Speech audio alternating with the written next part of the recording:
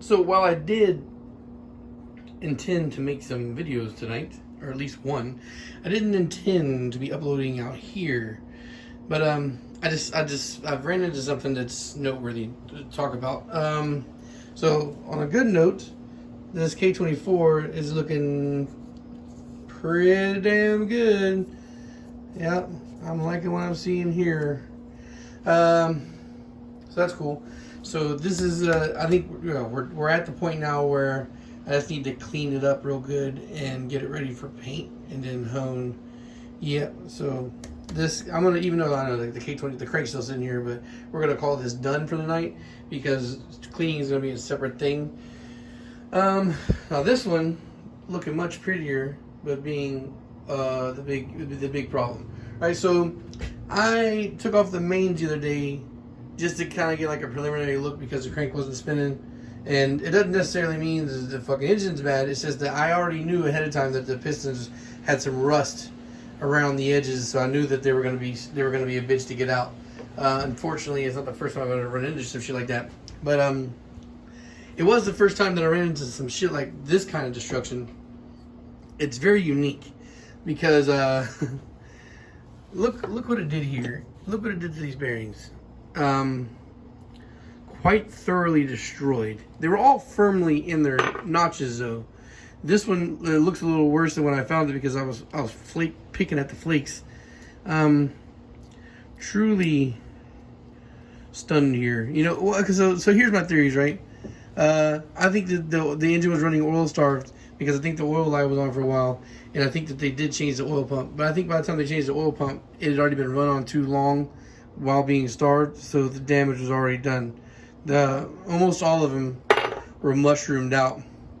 Now, you see the oil pump over here. Let's see if we have enough light for you to see. The oil pump looks brand new. The rest of the engine is disgusting. It's fucking black everywhere. You see? So yeah.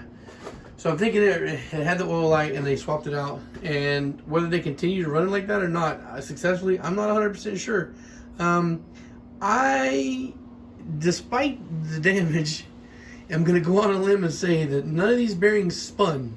I don't think it's that much of a limb because, like I said, when I took these rods apart, even though they were stuck in place, they were all the bearing shells were firmly in their spot. And on top of that, you can see the crankshaft, right? You look at it right away, you think, oh man, that thing's fucked. But maybe not. The journals are all still smooth to the touch. This is another reason why I think that none of these bearings had spun. I think that they were right on the fucking verge, and it was going to happen anytime soon. Because even if they put the new oil pump on it, I think by that time it was already too late. The damage was already done. The damage was already done to the bearings. But this is one of those instances where, like, like I was just talking to somebody the other night about, crank polishing and like when you need to, when you don't need to. I'm pretty sure that there's a machinist that knows better than me. Could probably jump in here and interject. But here's my thing, right? If the crank comes out, there's no damage to the crank, and you measure the journals, and the journals measure out fine, then I don't see any need at all to polish a crank. Every time I've ever been quoted the price of polishing a crank, it's the same as going out and just getting a new crank or getting another crank. So, yeah. I think that when people think polish, they think that it removes damage, but that's not what the crank polishing is really meant for. That's what crank cutting is for. You cut the crank to remove the damage, and so the two separate things, right? Now, this guy that wants this build, Alfred, is very particular, understandably so. He's paying a lot of money, and he wants to make sure everything's good. So I'm gonna probably, you might be seeing this, or Alfred, you might be seeing this, but I'm gonna talk to him before this gets uploaded and talk about it here. So here's my idea. What I'm thinking is I'm gonna clean these up a little bit. I can clean these journals. Or I can, like I said, they're smooth to the touch, so they really don't even need to be fucked with. I think I'm just going to measure these and then let Alfred make the decision whether we go find another crankshaft or not. But I'm willing to bet that this is going to measure out fine. These aren't going to have too much wear, and they're going to be good to go. Of course, like I said, I'm not going to know until I get a micrometer on there. But that's just a hunch, just because of the fact that I don't feel any chunkiness or any streaks in the material or anything. Journals are still nice and smooth.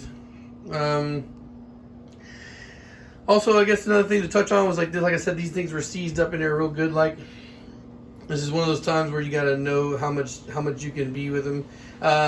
So one piston was seized real close to the top, and that was problematic. I don't know if you can tell, but right about here is where the piston was stuck at. So I couldn't get my hone in there to get it off. So what happened was there was rust streaks. Like the whole cylinder wasn't rusted, but there was rust streaks run out, and that had built up pretty big on there.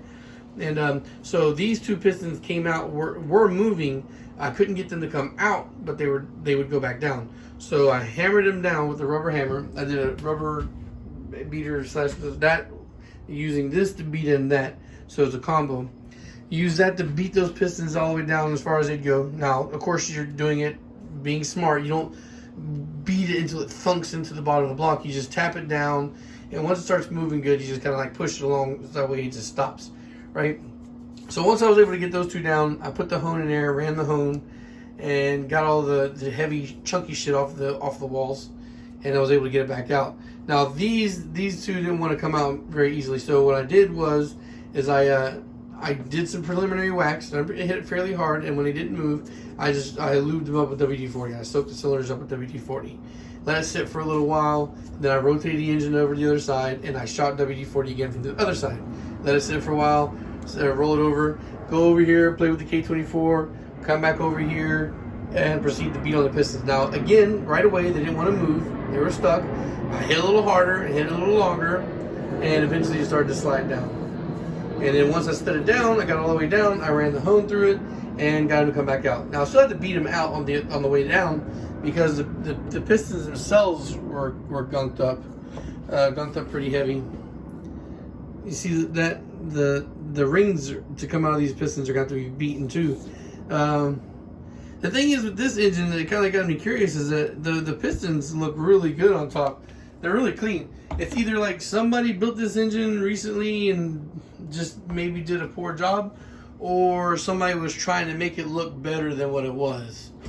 I don't know either way. You know, I was kind of trying to get some telltale signs from the bearing shells to see if I can recognize an aftermarket bearing or whatnot, but I don't. So anyway, I just thought it was some cool devastation to show, and you know, I won't know 100% until I measure out the journals, but it's just crazy to see that kind of damage in this engine and think that it was potentially still running without going like.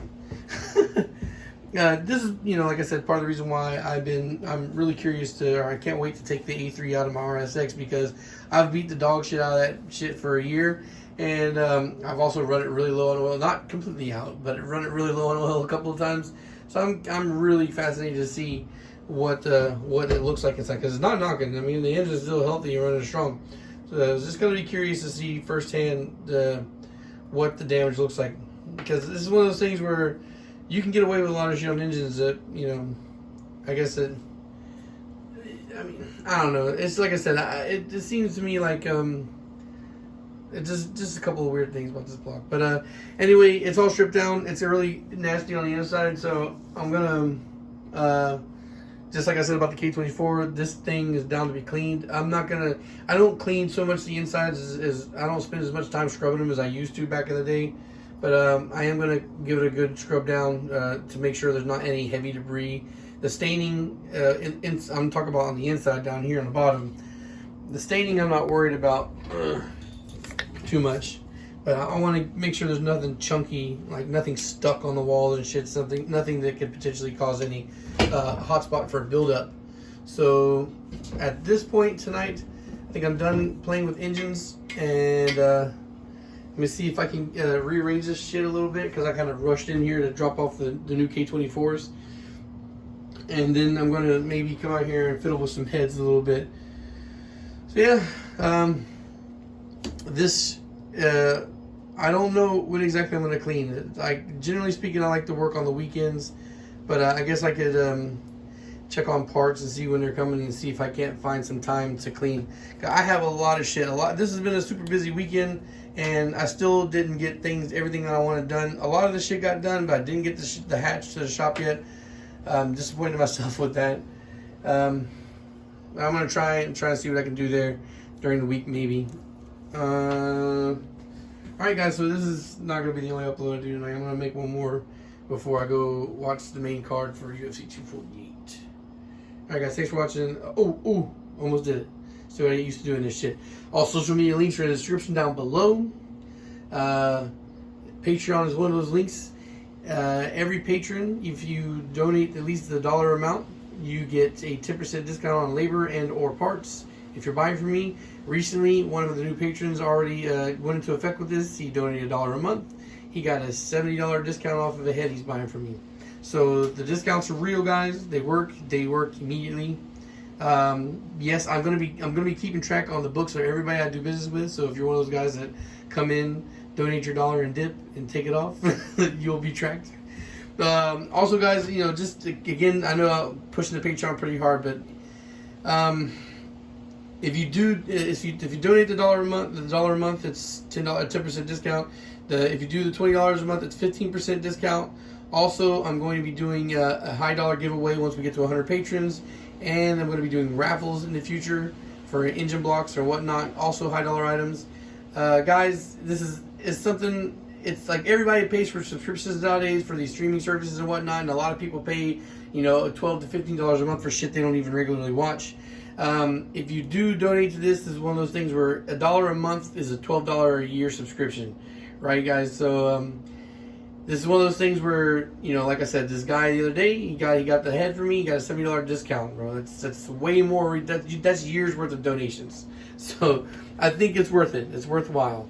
And if you appreciate it, if you gained anything, any knowledge or any kind of entertainment out of VHP engines, and potentially think about getting something in the future, that's a great way to go for discounts and support for the channel. All right, guys. So thanks for watching, and peace.